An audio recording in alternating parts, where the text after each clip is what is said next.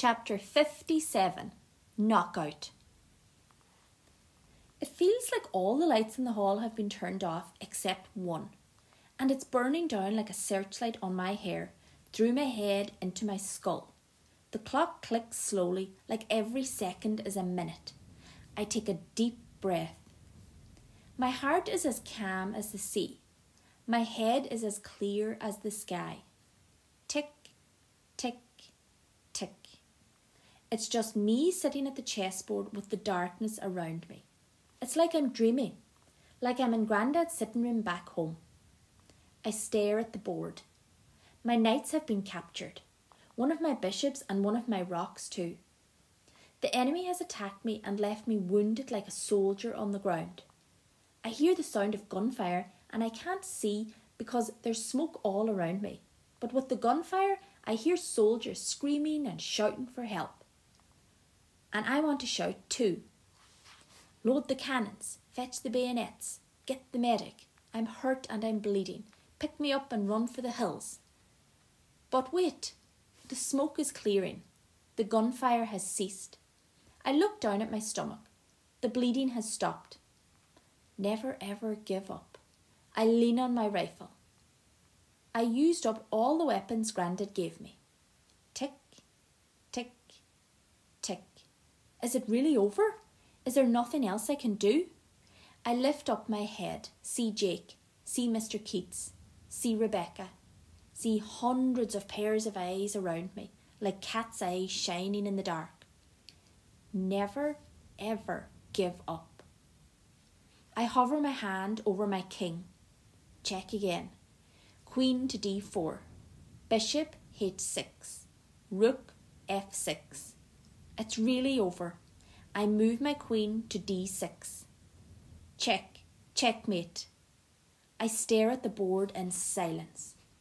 Check every piece on every square. Check where my opponent could move his king or any other chess piece that could uncheck it. But the king is trapped, and none of his army can save him. There's no way out. My opponent lays his king on the board. I stare at the board in silence. One person claps, then another, and another, until applause builds and echoes around the hall. My opponent holds out his hand. I stand up to shake it and look at him for the first time. He says something, but the applause drowns his words. I take a deep breath. Then I feel a smile creep across my face. I feel like laughing. I feel like crying too. I feel, yes, Felix, you won. Jake rushes from nowhere and nearly knocks me off my feet. You won, Felix, he shouts in my face. You won. Unlucky Beardy, he says, turning to my opponent. I won, I whisper to myself. I won. I clench my fist, see Rebecca beaming at me as she runs across the hall.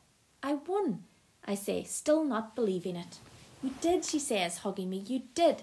See, I told you could do it. I try to tell her I can't believe it, but my body is shaking so much that no words come out. Congratulations, Felix. I spin around and Mr. Keats is smiling so much he's almost laughing. Well done, Felix. I think that was Chris. Well done, Felix. I think that was Tom. So many people talking, so many people patting me on the back. I'm beginning to feel dizzy. Well done, Felix. I don't know who that was. Well done, matey. That was... I spin around. Mum, Dad, what are you doing here? As if we were going to miss this, says Dad, putting his arm around my shoulder. I wait for Mum to say something, but she's so excited that all she does is kiss me. I wipe it away, but I'm so happy she's here. You were amazing, she says eventually. I wait for her to add something like for once or at last, but she just repeats, amazing, amazing, and then kisses me again. When did you get here? I asked. I never saw you come in. You were too busy playing chess, says Dad. I've never seen you so still. He puts his hands on my shoulders like he's going to hug me, but then he ruffles my hair and says, well done, mate, well done. Did you want to call Grandad? Asks Mum, holding out her phone. It'll be late by the time you're home. I think for a moment. I want to tell Grandad, but he hates the phone and I really want to see the smile on his face when he hears I won. I go to tell Mum this, but Mr. Keats interrupts me saying, Felix, I'm sorry, but we have to move on. This is Mr. Trent, the head of the UK Chess Association. Very impressive play, young man, says Mr. Trent. I shake his hand, then shake another person's hand, then another. Mr. Trent hands me the trophy and says something, but my head is buzzing with excitement and I can't hear his words. I think I say thanks, but I can't even hear myself.